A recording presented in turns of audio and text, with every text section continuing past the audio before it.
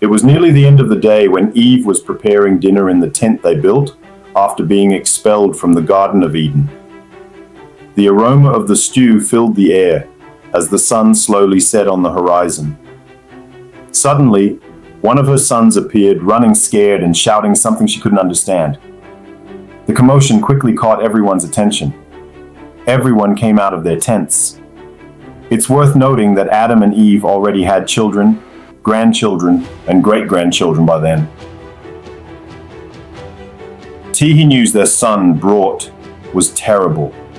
Cain had killed Abel. Adam and Eve wept bitterly. Some of their children left in anger, armed with stones and sticks, saying they would go after Cain to avenge Abel's death. Only one of the daughters seemed concerned about Cain.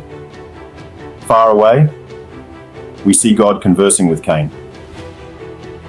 After learning what Cain had done to Abel, God said the following: "Now you are cursed from the ground, which has opened its mouth to receive your brother's blood from your hand.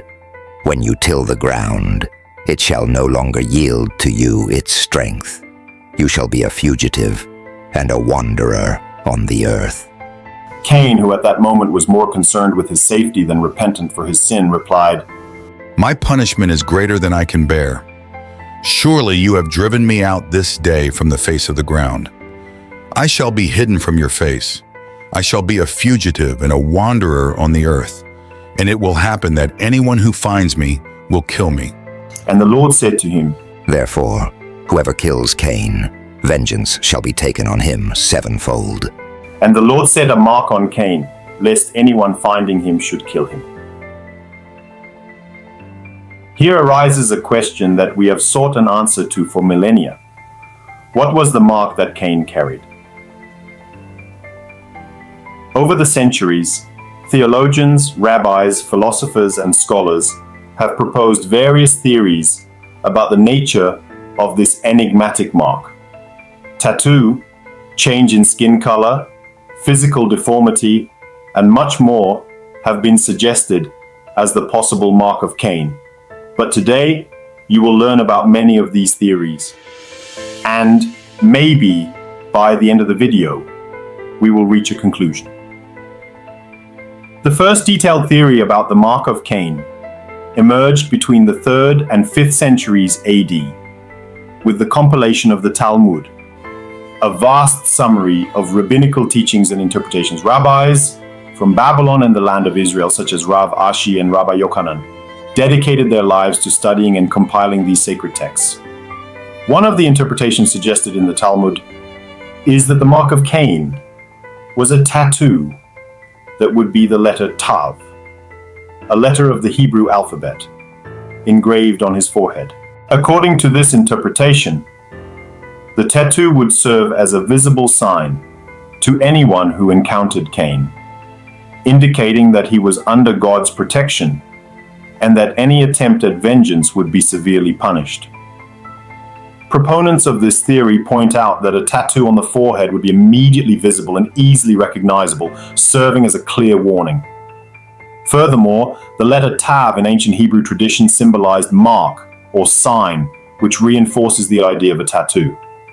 This interpretation also suggests that God wanted to give Cain a second chance.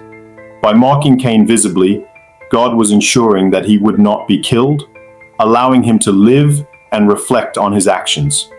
This could be seen as an act of mercy, despite the gravity of his sin. However, this theory is not without criticism. Some scholars argue that the idea of a tattoo on the forehead may be obsolete, as the practice of tattoos, especially with spiritual meanings, may not have been common or acceptable in the ancient cultures mentioned in the Bible. Another intriguing theory about the mark of Cain is the suggestion that it was a visible physical alteration, such as a horn or other distinctive appendage. This interpretation also has its roots in the Talmud and other rabbinical traditions. According to this interpretation, the physical mark would be a clear and unmistakable sign to anyone who encountered Cain. The idea is that a horn or other physical appendage would be immediately visible and serve as a warning not to attack Cain. Proponents of this theory point out that a distinctive physical alteration like a horn would not only protect Cain from attacks, but also symbolize his curse and separation from the human community. This visible mark would serve as a constant reminder of his sin and divine judgment. Additionally, this interpretation suggests that God wanted the mark to be unmistakable and immediate, ensuring that anyone who saw Cain would instantly know about the divine punishment he carried. However, this theory also faces criticism. Some scholars argue that the idea of such a dramatic physical mark could be exaggerated and does not fit well with the practices and beliefs of the ancient cultures mentioned in the Bible. In addition to rabbinical interpretations of the Talmud, one of the oldest theories about the mark of Cain can be found in Jewish apocryphal literature, particularly in the Book of Jubilees. According to the Book of Jubilees, written approximately between 160 and 150 BC, the mark of Cain was a sign of divine protection, ensuring that he would not be killed by avengers. This idea of protection is consistent with the biblical account in Genesis, where God places a mark on Cain so that no one would kill him. As the centuries progressed, the interpretation of the mark of Cain continued to evolve. In the 4th century AD, one of the most influential theologians of early Christianity, Augustine of Hippo, presented a new perspective on the mark.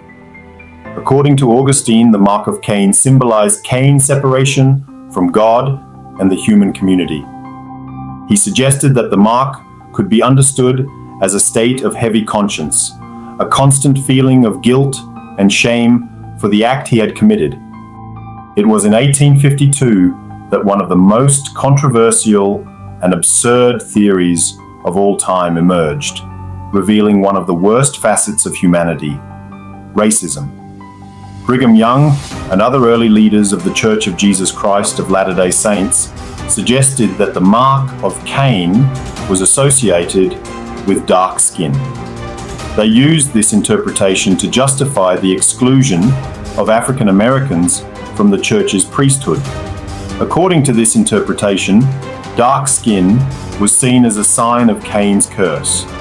This view was used to support racist policies within the church, preventing African Americans from receiving certain blessings and ecclesiastical rights.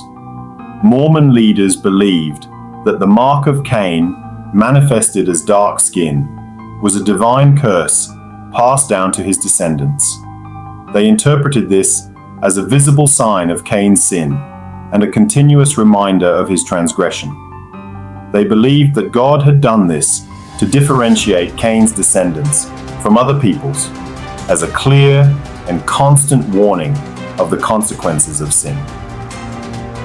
This view allowed racial discrimination to be institutionalized within the church, influencing how African Americans were treated and preventing them from fully participating in ecclesiastical life. Over time, this interpretation was widely criticized and challenged.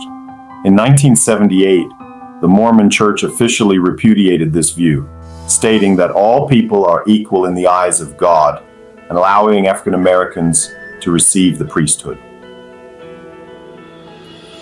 Critics of this interpretation argue that the association of Cain's mark with skin color was an attempt to justify racial discrimination, something that has no solid basis in biblical scriptures. They point out that this view was a distortion used to maintain discriminatory practices. Which of these theories do you find most plausible? Do you have your own theory about the mark of Cain? Leave your comments below. We want to know your opinion. If you liked this video, give it a thumbs up and subscribe to the channel for more fascinating biblical stories.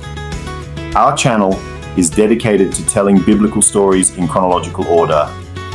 In the next video, we will explore the intriguing question: who was Cain's wife? Don't forget to turn on notifications so you don't miss any content. Thank you for watching Tipurika channel, biblical stories. Until next time.